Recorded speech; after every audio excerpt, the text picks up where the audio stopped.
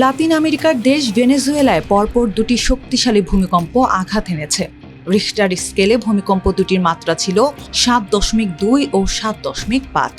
এতে বড় ধরনের প্রাণহানি ও ব্যাপক ক্ষয়ক্ষতির আশঙ্কা করা হচ্ছে। সংবাদ মাধ্যম বিবিসি জানিয়েছে, স্থানীয় সময় 24 জুন সন্ধ্যা 6টার দিকে রাজধানী কারাকাস থেকে প্রায় 284 কিলোমিটার পশ্চিমে সান ফেলিপের কাছে 7.2 মাত্রার প্রথম ভূমিকম্পটি আঘাত হানে। এর কিছুক্ষণ পর রাজধানী থেকে প্রায় 293 কিলোমিটার পশ্চিমে ইউমারের কাছে 7.5 মাত্রার আরও শক্তিশালী আরেকটি ভূমিকম্প হয়। পরপর দুটি ভূমিকম্পে কারাকাস ও আশেপাশের এলাকা কেঁপে ওঠে।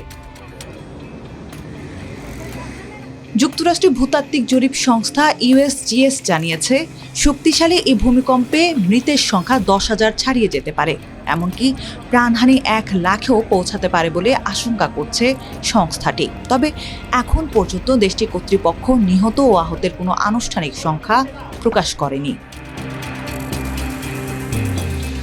বিবিসির প্রতিবেদনে বলা হয়েছে, ভূমিকম্পের পর বিভিন্ন ভবন দুলে ওঠে এবং আতঙ্কিত মানুষ রাস্তায় নেমে আসে। সামাজিক যোগাযোগ মাধ্যমে ছড়িয়ে পড়া ভিডিওতে ভবনে ফাটল, মারাত্মক ক্ষতি এবং কয়েকটি ভবন ধসে পড়ার দৃশ্য দেখা গেছে। USGS জানিয়েছে, ভূমিকম্পের কারণে ভূমিধস এবং মাটির তরলীকরণ বা লিকুইফ্যাকশনেরও উল্লেখযোগ্য ঝুঁকি রয়েছে। ভূমিকম্পের সময় আলগা মাটি তরলের মতো আচরণ করলে এই ধরনের পরিস্থিতি তৈরি হয়, যা ভবন ও অবকাঠামোর বড় ধরনের ক্ষতির কারণ হতে পারে।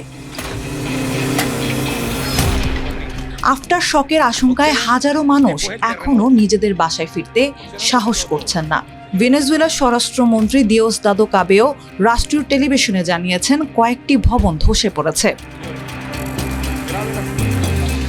ভূমিকম্পের কম্পন প্রতিবেশী কলম্বিয়ার রাজধানী বোগোতা পর্যন্ত অনুভূত হয়েছে।